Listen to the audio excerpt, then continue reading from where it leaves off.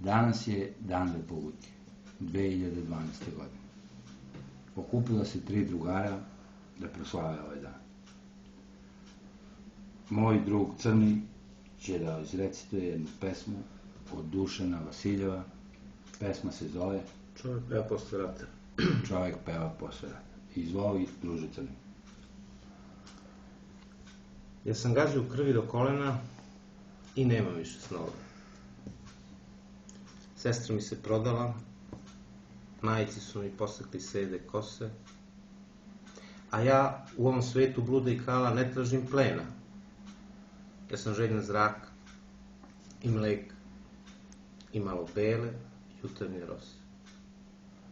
Ja sam se smejao u krvi do kolena i nisam pitao zašto. Brata sam zvao dušmaninom kleti i kliktao sam kad se u mraku hrli napred, a tada ode k vragu i Bog, i rov, i čovek. A danas mirno gledam kako mi ubavi bakalin ženinu ženu, drli kako mi iz glave raznosi krov.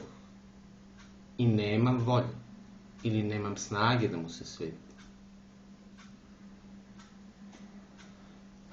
Ja sam dojuče ponisno sagibao glavu i sramno sam ljubio sram.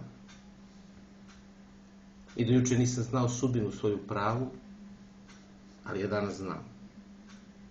Nije mi žao što sam gazio krvi do kolena i živao u doba crvenog klanja radi ovog svetog saznanja što mi je donelo propast. Ja ne tražim plena. Ja sam željan zraka i mleka i malo bele jutarnje rose. Ostalo vam na čast. Živjeli. Živjeli.